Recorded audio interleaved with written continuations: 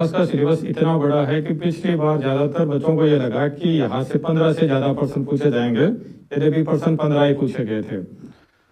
तो लगभग 22 बिंदुओं में मैंने इस पाठ्यक्रम को बांटा है। इसका मतलब है कि 7 बिंदु ऐसे होंगे जहाँ से कोई प्रश्न पूछा ही नहीं जाएगा आपको पेपर में।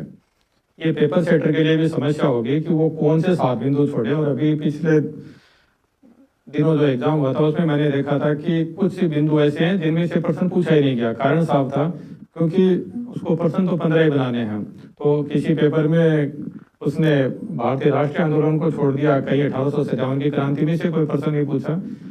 तो आपका पाठ्यक्रम काफी विस्तृत है। चलिए बात करते हैं आपका पहला बिंदु। यहाँ देखिए 2 बातें हैं। गुप्त काल और मुगल काल में साहित्य, कला और स्थापत्य का विकास। साफ बता रखा आपको कि आपको साहित्य पूछा जाएगा, कला पूछा जाएगा, स्थापत्य पूछा जाएगा, गुप्त और मुगलों का।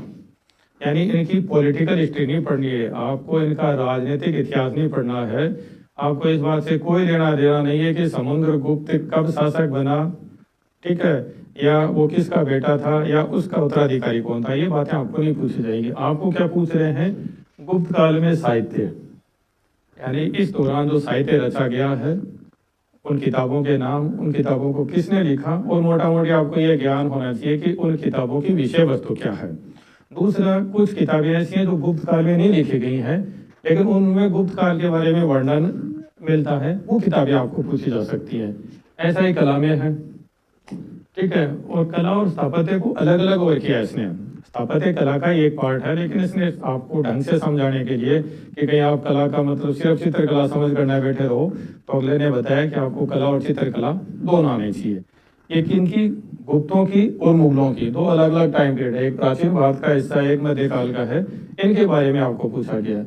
गुप्तों का तो ये छोटा सा है, ठीक है। साहित्य भी बहुत कम है, कला और स्थापत्य के भी आपको कुछ ही उदाहरण यहाँ मिलते हैं। लेकिन मुगलों के मामले में थोड़ा बड़ा हो जाता है। मुगलों के बारे में खूब किताबें लिखी गई हैं उनके टाइम पीरियड में। उन्होंने खूब निर्माण करवाए हैं। उनके समय चित्रकला के भी बहुत उदाहरण अपने को मिल जाएंगे, उस समय संगीत के भी उदाहरण आपको मिल जाएंगे। तो ये टॉपिक जिसे कहीं बीच का सा है, बहुत ज़्यादा विस्तृत नहीं है, लेकिन ऐसा भी नहीं है कि इसको आप तुरंत पढ़ डालें। तो गुप्तों और मुगलों के बारे में आपको साहित्य, कला और स्थापत्य के बारे में पढ़ना है। लगभग हर पेपर में यहाँ से एक प्रश्न पूछा गया है, तो मुझे ये टॉपिक काफी महत्वपूर्ण है। अगला है 1857 का स्वतंत्रता संग्राम। 3-4 बातें हैं। सबसे पहले 1857 का जो स्वतंत्रता संग्राम है वो शुरू क्यों हुआ, कारण क्या थे उसके पीछे, राजनीतिक कारण क्या थे, आर्थिक कारण क्या थे, सामाजिक कारण क्या थे, तात्कालिक कारण क्या थे। आपको बहुत डिटेल में नहीं पढ़ना है, लेकिन ऐसा भी नहीं होना चाहिए कि आपको ये पता ना हो कि डॉक्ट्रिन ऑफ लेफ्ट क्या है, ठीक है। तो सामान्य बातें कि ये शुरू क्यों हुआ, इसके कारण क्या था। फिर कुछ महत्वपूर्ण घटनाएं कि इस दौरान किन के मध्य संघर्ष हुआ, कहाँ पर किसने विद्रोह का नेतृत्व किया, अंग्रेजों और जो क्रांतिकारी था उनके मध्य कहाँ क्या संघर्ष हुआ, या जैसे कि नाना साहब थे वो इस संघर्ष के पश्चात कहाँ चले गए, या तात्या टोपे को कहाँ पर फांसी हुई। इस तरह की सामान्य घटनाएं आपको पूछी जाएंगी। और अंत में इसके परिणाम कि 1857 की क्रांति समाप्त होने के बाद इसके परिणाम क्या रहे, इससे संबंधित कुछ किताबें लिखी गई है। 7-8 उनके नाम आपको याद होने चाहिए कि वो किताबें किसने लिखी हैं। इसके बाद राष्ट्रीय आंदोलन के प्रमुख नेता, और कौन कौन से नेता हैं इनके नाम भी पाठ्यक्रम में आपको बताया गया है। वी.डी. सावरकर है, बंकिम चंद्र चटर्जी है, लाला लाजपत राय है, बाल गंगाधर तिलक है। यहाँ से एक प्रश्न पूछा जा रहा है, पर किस में से पूछेंगे ये पेपर सेटर पर डिपेंड है। हो सकता है कि वो आपको रासबिहारी बोस के बारे में पूछ ले, हो सकता है वो आपको लाला लाजपत राय के बारे में पूछ ले। इनके बारे में भी आपको सामान्य बातें याद करनी है कि जैसे लाला लाजपत राय है, उनका जन्म कब और कहाँ हुआ, ठीक है। मोटा मोटी आइडिया होना चाहिए आपको। इनके जन्म की तारीख नहीं याद करनी है, सिर्फ सन याद रखना आपको दिमाग में। इसके बाद इनका राष्ट्रीय आंदोलन में क्या योगदान रहा, इन्होंने अगर कोई खास नारा दिया तो वो आप याद रखें, अगर इन्होंने कोई खास किताब लिखी है वो आप याद रखें, ठीक है। इस तरह के प्रश्न आपको यहाँ से पूछे जाते हैं। उसके बाद अगला आपका बिंदु है सामाजिक धार्मिक पुनर्जागरण। राजा राम मोहन राय है, दयानंद सरस्वती और विवेकानंद, तीनों के नाम दे रखे हैं कि इन 3 ही बंदों के बारे में पूछेंगे। और हर पेपर में मैंने देखा है कि इन पे प्रश्न पूछा जा रहा है किसी एक पे। कभी राजा राम मोहन राय पे पूछ लिया, कभी दयानंद सरस्वती पे, कभी विवेकानंद पे, ठीक है। इनके बारे में भी वही बातें अगर इन्होंने कोई संस्था स्थापित की है तो उस संस्था का नाम कब स्थापित की, कहाँ पर स्थापित की, पहली बात। दूसरा, इनका विचार, इनके क्या विचार थे, ठीक है। खासकर आपको इनकी जो मूर्ति पूजा से संबंधित विचार है उनके बारे में विशेष रूप से फोकस रहना है कि इनका मूर्ति पूजा के बारे में क्या विचार थे।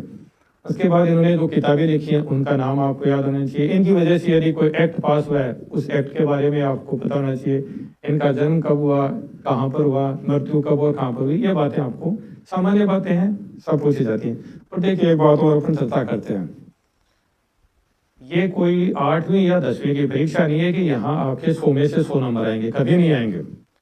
अगर किसी प्रतियोगी परीक्षा में किसी बच्चे के 100 में से 100 नंबर आ रहे हैं तो दो संभावनाएं हैं, या तो वो झूठ बोल रहा है कि उसके 100 में से 100 आए हैं, या उसने खुद ने पेपर बनाया है इसलिए उसको याद है कि किस प्रश्न का उत्तर क्या है। अन्यथा यहाँ 100 में से 100 नंबर आने की कोई संभावना नहीं है। तो आप भी, अक्सर मैंने देखा बच्चे क्या करते हैं कि कई बार मुझे मैसेज भी करते हैं कि सर मेरे को इसमें सारे नंबर लाने हैं। ऐसा नहीं होगा। उस चक्कर में यह होगा कि आप जो साधारण नंबर है, यहाँ 15 में से मैं ये मानता हूँ कि 10 से 12 नंबर अच्छे हैं, वो नंबर ये आप नहीं लाओगे, क्योंकि आप बहुत ज़्यादा पढ़ने के चक्कर में रहोगे, याद होगा नहीं, सामान्य बातें भूल जाओगे। कई बच्चे क्या करते हैं, बहुत सी किताबें ले आते हैं। अब असल में किताब लेकर आप एग्जाम हॉल में नहीं जाने वाले हो। एग्जाम हॉल में तो आप लेके जाने वाले हो सिर्फ अपना दिमाग। आप जो याद करके जाओगे वो वहाँ करोगे।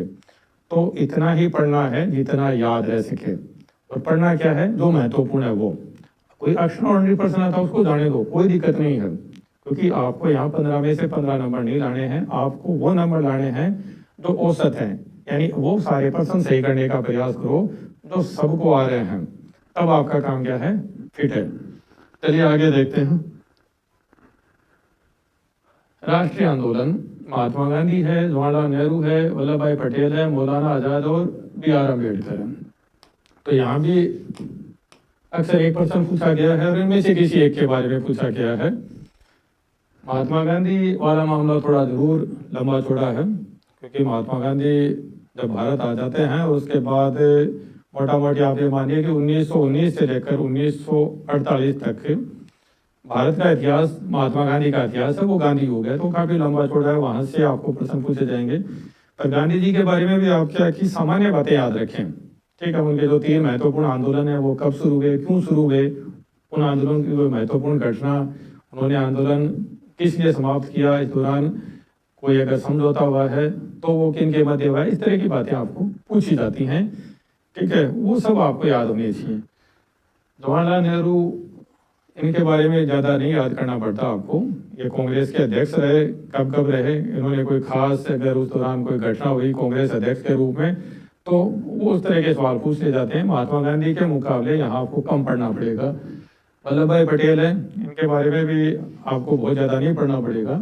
मौलाना आज़ाद का भी यही स्थिति है, वो कब कांग्रेस के अध्यक्ष रहे, इस तरह की बातें आपको याद रहनी चाहिए। अगर उन्होंने कोई अलग से सिद्धांत दिया वो आपको बताना चाहिए। डॉक्टर अम्बेडकर हैं, तो इनका जो योगदान है वो संविधान निर्माण में सर्वाधिक है, वो एक तो आपको याद होना चाहिए। दूसरा, उन्होंने कुछ जो आंदोलन किए हैं वो आपको याद होना चाहिए। किताबें इन सब ने लिखी हैं, तो इनकी किताबों के नाम आपको पक्का बताना चाहिए कि कौन सी किताब किसने लिखी है, क्योंकि अक्सर इस तरह के प्रश्न पूछ लिए जाते हैं। यहाँ एक तरह से इंडियन हिस्ट्री खत्म हो जाती है। आगे जो है राजस्थान का इतिहास और संस्कृति शुरू हो जाती है। और ये ऐसा कोर्स है जो आपने खूब पढ़ा है, ठीक है। आपने ग्रेड 2 की तैयारी की है तो आपने पढ़ा, आपने रीट की तैयारी की है तो पढ़ा है, आपने अभी ग्रेड 3 मैथ दिए तो पढ़ा है। तो इसको आप बार बार पढ़ते रहते हैं और यहाँ से जो प्रश्न आते हैं उनको आप ठीक भी कर लेते हैं। लेकिन यहाँ जो गलती हो रही है, जो मैंने महसूस की है, वो हो रही है कल्चर वाले पार्ट में। राजस्थान की जो संस्कृति है वहाँ बच्चे क्या करते हैं, किताब, कोई मोटी सी किताब ले आते हैं और वहाँ मंदिरों पे 40 पेज रख रखे हैं, और फिर भी कई बार इस तरह के मंदिर पूछे जाते हैं जिसका आपने नाम ही नहीं सुना है। कारण ये है कि अगर पेपर सेटर, मान लीजिए मैं पेपर सेट करने के लिए जाऊँ, यद्यपि मैं जाता नहीं हूँ, सिर्फ एक उदाहरण के लिए, तो फिर मैं अपने गांव के आसपास के भी किसी मंदिर के बारे में आपको पूछ सकता हूँ जो वैसे बहुत चर्चित नहीं होगा, लेकिन चूंकि मैं तो बचपन से उस मंदिर में जाता रहा हूँ तो मुझे वो बड़ा महत्वपूर्ण लगेगा, मैं वहां से पर्सन पिक कर सकता हूँ। ऐसा संभव नहीं है कि अपन सारे मंदिरों के बारे में ये याद करके जा सके कि ये मंदिर कहाँ स्थित है, इसका निर्माण किसने करवाया, कब करवाया, या किससे लिखा है। यहाँ अपने को सिलेक्टिव होना ही पड़ता है, मजबूरी है कि आपको जो महत्वपूर्ण मंदिर है उनके बारे में पक्का पता होना चाहिए। ऐसा नहीं कि उनके बारे में पर्सन आया वो आप नहीं बता पाओ, ठीक है। जैसे सीकर के संदर्भ में आपको खाटू श्याम जी के बारे में पक्का पता होना चाहिए, जीवन माता जी के बारे में पक्का पता होना चाहिए। बाकी के यदि और कोई मंदिर ऐसा है तो महत्वपूर्ण नहीं तो आप उसे छोड़ के जा सकते हैं, ठीक है। क्योंकि ऐसा संभव नहीं है ना कि आप अकेले मंदिर जहाँ पर एक पर्सन आएगा उस पर 40-50 पेज याद करके जाओ और गारंटी नहीं है कि उनमें से फिर भी पर्सन आ जाएगा, तो ये आप विशेष रूप से ध्यान रखेंगे। चलिए, यहाँ के राजस्थान की प्राचीन सभ्यता और संस्कृति, अगले ने नाम दे रखे 4। यहाँ से आपको प्रश्न पूछे जाएंगे। यहाँ थोड़ा ज्यादा पढ़ सकते हैं, कारण ये है कि इन 4 पे खूब प्रश्न पूछ लिए गए। तो या तो उनमें से पूछेंगे तो आप वैसे ठीक कर लोगे क्योंकि आप पुराने पेपर निकाल के जाओगे, या हो सकता है कोई नया पर्सन बनाने की अगला कोशिश करे। तो इनको चाहिए तो आप थोड़ा डिटेल में पढ़ सकते हैं। आपने इतनी बार पढ़ लिया जैसे कालीबंगा को कि अब या तो आप इसे को पढ़ोगे नहीं, और यदि पढ़ोगे तो देन आफ्टर आपको कोशिश करनी चाहिए कि आप 5-4 एडिशनल इंफॉर्मेशन यहाँ जुटाकर जा सको। गुजरात प्रतिहार राजवंश साधारण सा है, और आपको खासकर इनका कौन सा स्थापक था, जो शासक है, उनके संबंध में कोई महत्वपूर्ण तथ्य जो बार बार पूछा जा रहा है वो आपको याद होना चाहिए। जैसे कि मेहर भोज के बारे में कि भाई आदिवरा है, प्रभास की उसने उपाधि धारण की थी। अब अगला थोड़ा डीप जाना चाहिए तो आपको ये पूछ सकता है कि भाई किस अभिलेख में उल्लेख मिलता है। इस तरह की बातें आपको यहाँ से पूछी जाती हैं। अजमेर का चौहान राजवंश छोटा सा टॉपिक है, लेकिन निरंतर पर्सन इन दोनों में से एक पर्सन पक्का पूछा जा रहा है, तो मैं देखा है या तो इसको पूछ लेते हैं या इसको पूछ लेते हैं। तो इसके बारे में साधारण सी बातें अगर आप याद कर जाते हैं तो एक पर्सन आपका यहाँ ठीक हो जाता है। दिल्ली सल्तनत के साथ संबंध, मेवाड़, रणथंभौर और जालौर, इन तीनों के। दिल्ली सल्तनत यानी 1206 से लेकर 1526 तक दिल्ली पर जिन शासकों ने शासन किया उनके मेवाड़ के साथ संबंध, रणथंभौर के साथ संबंध और जालौर के साथ संबंध। देखिए, वैसे तो ये जो तीनों हैं राज्य, इनके साथ जो संबंध है मूलतः अलाउद्दीन खिलजी के ज्यादा महत्वपूर्ण है, लेकिन फिर भी कई बार राज्य के बारे में पूछ लेते हैं, आपको इल्तुतमिश के बारे में पूछ लेते हैं। तो यहाँ से अगर प्रश्न आता है तो आपको वो ठीक करना ही करना चाहिए, क्योंकि काफी साधारण से टॉपिक यहाँ आपके हैं। चलो, कोई प्रश्न वगैरह हो तो वो देख लेते हैं पहले बीच में।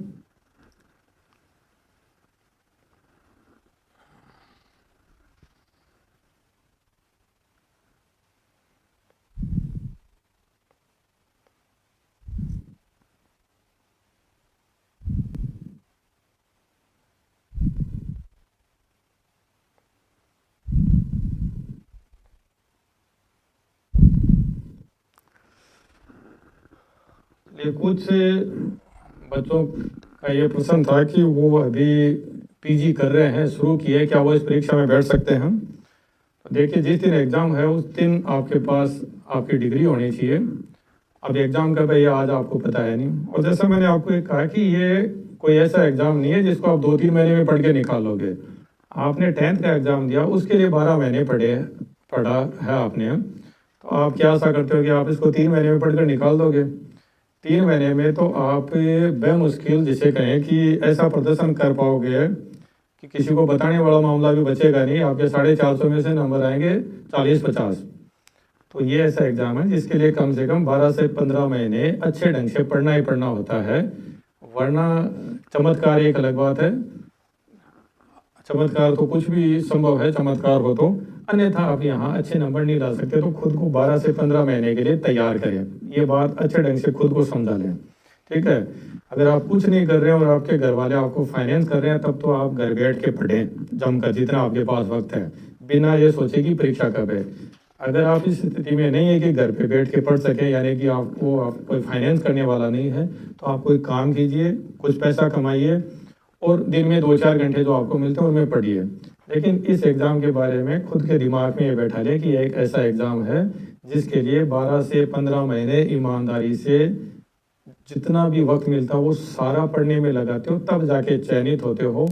अन्यथा परीक्षा में अपियर होने के अलावा आपका कोई अचीवमेंट यहाँ होगा नहीं, ठीक है। बात बुरी लग सकती है, लेकिन तथ्य यही है क्योंकि ये वो एग्ज़ाम है जिसमें अगर आप सेलेक्ट होते हो तो जब तक आप मृत्यु को नहीं प्राप्त होते तब तक सरकार आपकी देखभाल करती है। तो अगर कोई आपको इस तरह की गारंटी दे रहा है, अगले 40, 50, 60 साल आपको आराम से बैठा के खिला रहा है, आपको ये चिंता नहीं है कि 1 तारीख को मुझे वेतन मिलेगा या नहीं मिलेगा, पक्का सरकार आपको वेतन दे रही है, तो फिर बदले में आपसे कुछ तो चाहेगी, वो सबको तो देगी नहीं। ऐसा तो नहीं कि 15 लाख लोगों को सबको देना शुरू कर देगी। तो अगर आप चाहते हो कि आप उन 2-3 हज़ार लोगों में आओ, तो आपको मेहनत करके खुद को प्रूव करना पड़ेगा कि हाँ, मैं इस पद के लायक हूँ। उसके लिए जैसा मैंने आपको कहा 12 से 15 महीने जितनी आप में ऊर्जा है सारी झोंको, तब जाके चयनित हो पाओगे। अगर कोई आपको ये कहता है कि आप यूं घूमते फिरते एग्जाम दो और सिलेक्ट हो जाओगे, ये एक पतली सी गाइड पढ़ लो और इससे निकल जाओगे, ऐसा कोई मामला है नहीं। ठीक है, चलिए अगला बिंदु देखते हैं, राजस्थान और मुगल। इसमें भी बता रखा है कि इनके बारे में पूछा जाएगा। इन दो पे ज़्यादा फोकस करें और एक मानसिंह पे। कारण है कि राणा सांगा, महाराणा प्रताप और चंद्रसेन पे बहुत प्रश्न पूछ लिए गए हैं। ऐसा कोई नया प्रश्न अगला बना पाएगा बड़ा मुश्किल है। जो प्रश्न आएगा आप उसको तुरंत कर दोगे। यहाँ से अभी प्रश्न कम पूछे गए हैं, तो यहाँ से नए प्रश्न बनते हैं। ऐसे प्रश्न बन सकते हैं जो पहले नहीं पूछे गए, वो आपको क्या परेशानी में डाल सकते हैं। तो इन 3 शासकों को आप विशेष रूप से तैयार करेंगे। 1857 की क्रांति राजस्थान के संदर्भ में और राजनीतिक जागृति। 1857 की क्रांति जो राजस्थान के संदर्भ में, वही मामला कि किस वजह से तो लोगों ने यहाँ बगावत की, कौन सी छावनी थी, किस छावनी में कब बगावत हुई, ठीक है, कौन जो था उसने क्रांति का नेतृत्व किया, और कोई यदि इनके मध्य युद्ध हुआ है तो उस युद्ध का समय, स्थान, ये आपको पूछा जाता है। राजनीतिक जागृति का तात्पर्य है कि राजस्थान में खासकर अंग्रेजों के आने के बाद और खासकर 1900 के आसपास कुछ लोगों ने अपने संस्थाएं बनाई, संगठन बनाए और लोगों को जागरूक करने का प्रयास किया, जिसका अंतिम या चरम परिणति हम प्रजामंडल आंदोलन के रूप में देखते हैं।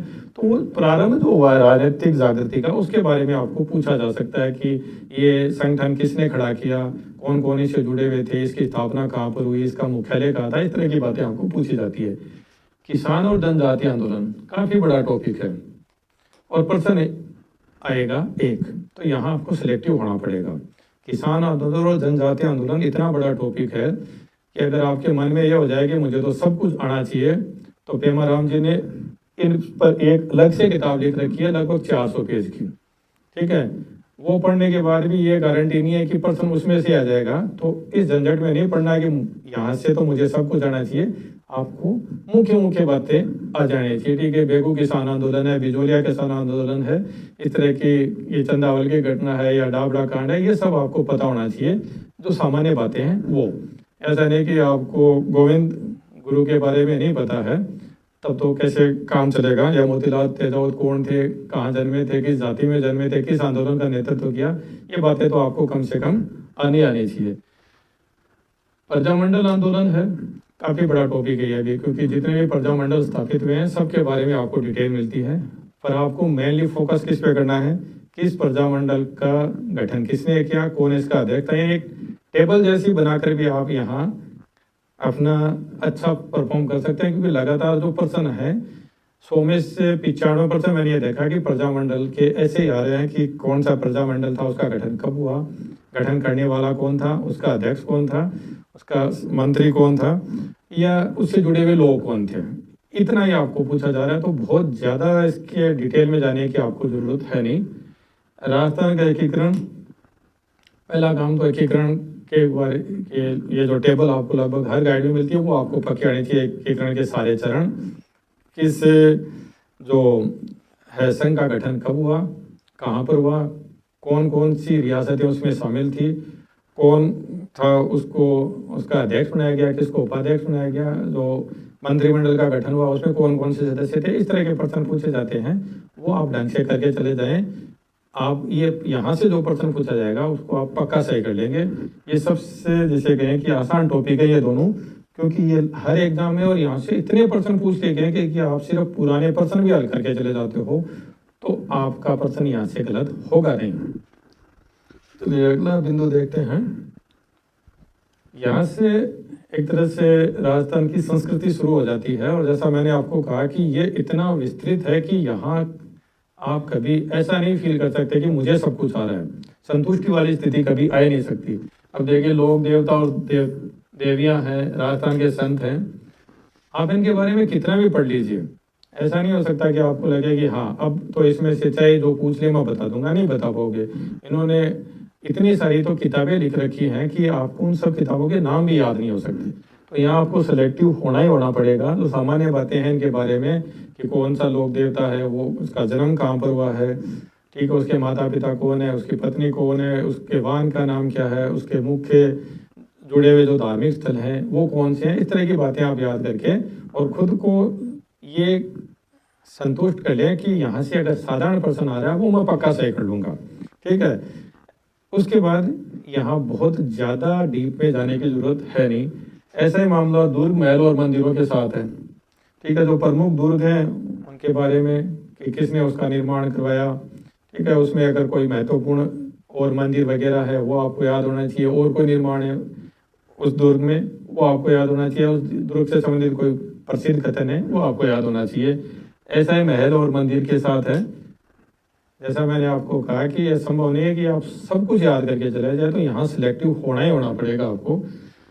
राजस्थान की चित्रकला विभिन्न शैलियाँ निरंतर यहाँ से अपन देख रहे हैं कि हर शैली के बारे में एक तो उस शैली से जुड़े हुए चित्रकारों के प्रश्न बड़े पूछे जा रहे हैं कि कौन सा चित्रकार किस शैली से संबंधित है, तो वो सब आपको याद होना चाहिए। कुछ महत्वपूर्ण चित्र है वो आपको याद होना चाहिए। इसके अलावा इसमें बहुत ज़्यादा आपको डिटेल में जाने की ज़रूरत है नहीं, लेकिन हर शैली के बारे में ये पक्का पता होना चाहिए कि उस शैली की अगर कोई खास विशेषता है तो वो क्या है, उस शैली से जुड़े हुए अगर चित्रकार हैं उनके सबके नाम आपको पता होना चाहिए, और कोई अगर खास बिंदु और हो उससे जुड़ा हुआ, तो जैसे पशु पक्षियों के लिए कौन सी चित्रकला ज़्यादा प्रसिद्ध है तो वो आपको आना चाहिए। राजस्थान के प्रमुख मेले और त्यौहार, कोई ज़्यादा दिक्कत नहीं है। त्योहारों में भी जरूर आपको सिलेक्टिव होना पड़ेगा, क्योंकि ऐसा संभव नहीं है कि सारे त्यौहार आपको याद हों, लेकिन जो महत्वपूर्ण त्यौहार हैं वो सब के सब आप याद करके चले जाएं। खासकर उनकी तिथि पूछी जाती है या कोई त्यौहार किसी स्थान विशेष का प्रसिद्ध है वो आपको पूछ लिया जाता है। इसके अलावा यहाँ से आपको ज़्यादा कुछ पूछा जाता नहीं है। ऐसा ही मेलों का हाल है, ये मेले किसकी स्मृति में है, पहली बात, और दूसरा इनकी तिथियां बहुत ज़्यादा पूछी जाती हैं कि कौन सा मेला किस तिथि को भर रहा है, तो वो ज़रूर आप थोड़ा एक टेबल से बना लें हर महीने की कि इस महीने में कौन कौन से मेले और कौन कौन से त्यौहार आते हैं, ताकि वो आपको आए। चलिए, अगला बिंदु जो है राजस्थान के प्रमुख रीति रिवाज, वेशभूषा और आभूषण। वेशभूषा में तो ज़्यादा दिक्कत है नहीं, और रीति रिवाज में भी कोई ज़्यादा दिक्कत नहीं है। सिलेक्टिव है इसके बारे में जो मैटर है वो आप आसानी से याद कर सकते हैं। दिक्कत आती है आभूषण में। इतने ज़्यादा आभूषण हैं, और ज़्यादातर आभूषण में आपने ये देखा कि ये पूछे जाते हैं कि ये पहने कहाँ जा रहे हैं हम, हाथ में पहने जा रहे हैं, अंगुलियों में पहने जा रहे हैं, गले में पहने जा रहे हैं, सर में पहने जा रहे हैं, कमर में पहने जा रहे हैं, पैरों में पहने जा रहे हैं। तो जो भी आपके पास गाइड है, जो भी नोट्स हैं या जहाँ से भी आप पढ़ रहे हो, उस पर विश्वास रखें कि ये मुझे याद करने है और यहाँ से आता तो मैं सही कर लूँगा।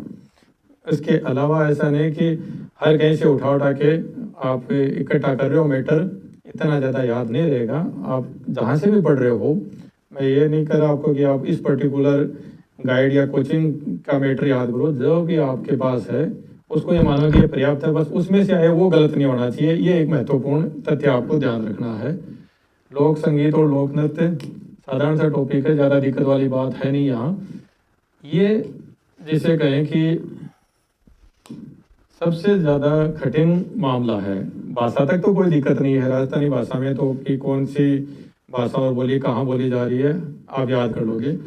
लेकिन साहित्य में तो यह हालत है कि अगर आप राजस्थानी जो साहित्य है उसकी 2000 किताबें भी याद कर लो, उसके बाद भी गारंटी नहीं है कि उनमें से पूछ लिया जाएगा। तो यहाँ थोड़ा सिलेक्टिव हो जाना, जो महत्वपूर्ण पुस्तकें उनको याद कर लेना। उसके बाद भी ऐसी किताबें बहुत हैं जो पूछ ली जाएंगी, आपको नहीं आएंगी, लेकिन आप उनको छोड़ सकते हो। मैंने जो आपको कहा ना कि पर्सन 15 आ रहे हैं, और आप यहाँ अब तक जो पेपर हुए हैं उनको अगर मैंने देखा है, 2012 में पहली बार पेपर हुआ था, उसके बाद से लेकर अब तक जितने भी पेपर हुए उन सबको देखा है। हिस्ट्री में जिसने 10 से 12 प्रश्नों के जो नंबर लाया वो हिस्ट्री में पीछे नहीं है।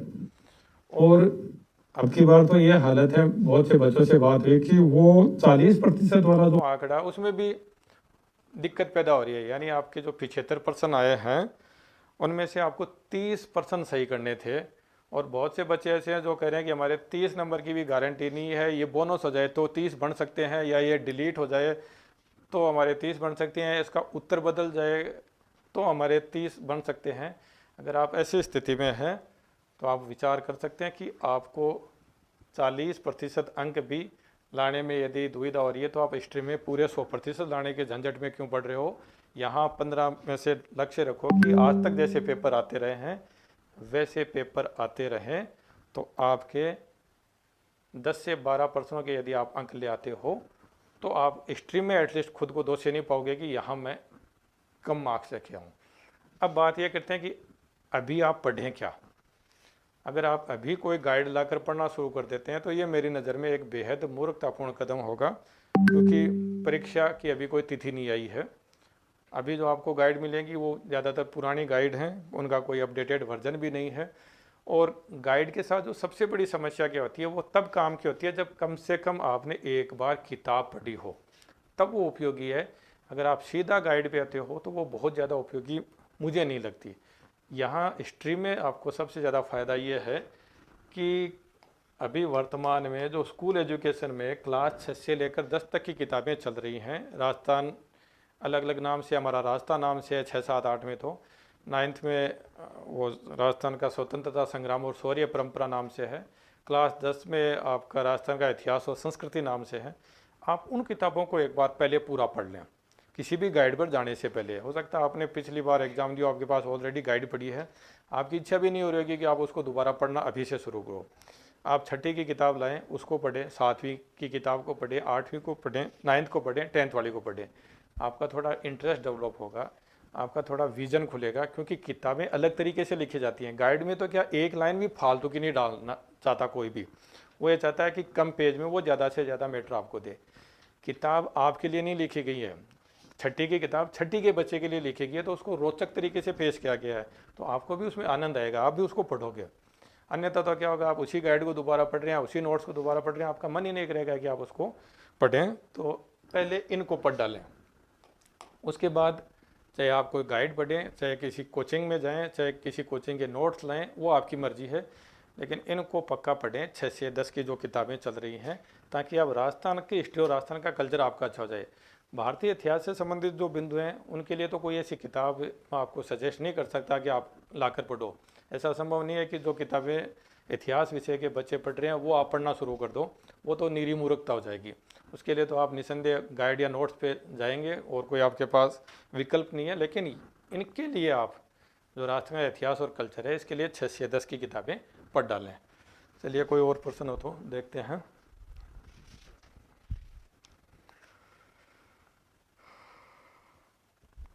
एक तो सहायक प्रोफेसर की भर्ती के बारे में बताइए, तो उसके बारे में तो अलग से चर्चा करेंगे। इसी तरह पाठ्यक्रम का विश्लेषण किया जाएगा, और सिलेबस में परिवर्तन होगा क्या, ये भी आरपीएससी को पता है। आप मेरे से उम्मीद रखें कि मुझे पता हो, ऐसा संभव नहीं है, या और किसी से भी उम्मीद न रखें कि वो आपको बताएगा, वो सिर्फ अनुमान जाहिर कर सकता है अपना। सेकेंड ग्रेड एसएसटी की कट ऑफ क्या रख सकती है, कट ऑफ वाला मामला भी वैसा ही है, सिर्फ एक अनुमान है, उसका कोई ख़ास असर नहीं पड़ता है। और अगर आप अभी तक आपने बहुत से लोगों की कट ऑफ सुनी होगी, अगर आप उसके आसपास ही घूम रहे हैं तब तो कोई दिक्कत नहीं है, ईश्वर को याद करें, या तो वो आपके पक्ष में होगा तो पास हो जाएंगे, वरना फेल हो जाएंगे। और बहुत ज़्यादा नंबर ऊपर हैं तब कोई दिक्कत है नहीं, सेलेक्ट हो जाएंगे। चलिए इतना ही मुद्दा था। अब एक सूचना और आपके लिए कि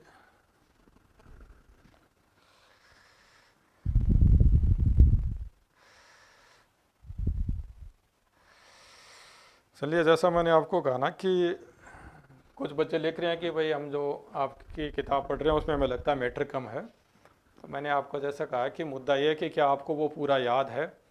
अगर वो पूरा याद है तो पीछे जो परीक्षाएं हुई हैं 4-5, उनमें सब में 15 में से 12-13 प्रश्न आए हैं, यानी वो अगर आपको याद है तो आपके 12 नंबर आ रहे हैं, 12 नंबर बुरे नहीं हैं। और जैसा मैंने आपको कहा, आपको वहाँ अंदर किताब ले जाने की सुविधा नहीं है, आप सिर्फ अपना शरीर ले जा सकते हैं, अपना दिमाग ले जा सकते हैं, उसमें जो याद है ना वो नंबर आएंगे। आपके पास इतनी मोटी गाइड है, उसमें से 15 में से 15 आ रहे हैं, तो वो आपके कोई काम की नहीं है, क्यों, आपको याद तो है नहीं। तो मुद्दा क्या है, याद होना है, न कि जो आपके पास मैटर है उसमें से पर्सन आना। एक बात और जो मैं आपसे शेयर करना चाहूँगा कि बचा हुआ जो अपना पाठ्यक्रम है अन्य विषयों का, उस पर भी निरंतर जो मेरे साथी हैं उनसे मैंने आग्रह किया कि वो भी इस तरह की चर्चा आपसे करें। तो प्रयास ये रहेगा कि अगले कुछ दिनों में सारे पाठ्यक्रम पे चर्चा हो जाए, और उसके बाद जो पीछे अभी हाल ही में प्रश्न पत्र हुए हैं 4-5 सामान्य ज्ञान के, उन पे भी चर्चा करके अपन देखें कि वहाँ से किस सब्जेक्ट से किस तरह के प्रश्न पूछे जा रहे हैं, कौन से प्रश्न सामान्य थे, कौन से सामान्य से बेहतर थे, और कौन से ऐसे थे जो सब्जेक्ट वाले को भी नहीं आ रहे थे। ठीक है, इस 3 तरह के प्रश्न होते हैं। एक वो जो ज़्यादातर बच्चे जो पढ़ रहे हैं उनको आ रहे हैं, एक वो जो थोड़ी अच्छी मेहनत कर रहे हैं उनको आ रहे हैं, और कुछ ऐसे प्रश्न जो सब्जेक्ट वाले को भी नहीं आ रहे हैं, यानी वो बेहद कठिन प्रश्न थे, उनकी तो ज़्यादा चिंता करने की ज़रूरत भी नहीं है। वो असल में देखिए परीक्षाएं क्या होती हैं, माइंड गेम है ये, आपकी दिमाग की मजबूती को जांचा जाता है इसमें। आपको लगता होगा कि पेपर यूँ ही बना लिए जाते हैं, यूँ नहीं बनाए जाते। वो छांटते हैं उन लोगों को जो मानसिक रूप से मजबूत हैं, जो पढ़ते समय ये निर्णय ले सकें कि क्या याद करना है और क्या छोड़ के जाना है। परीक्षा कक्ष में भी वो ये तय कर सकें कि ये प्रश्न ऐसा है जो बनाया इसलिए गया है कि ज़्यादातर को ना है, इसलिए मुझे इसको, अगर ये मुझे नहीं आ रहा तो उसको छोड़ दूँ मैं। कोई उसमें उलझेगा, वो चिताएगा। तो ये सारा क्या है, आपकी दिमाग की मजबूती को टेस्ट करने वाला मामला है। चलिए, काफ़ी दिनों बाद आपसे चर्चा करके अच्छा लगा। मिलते हैं दोबारा जल्दी। धन्यवाद।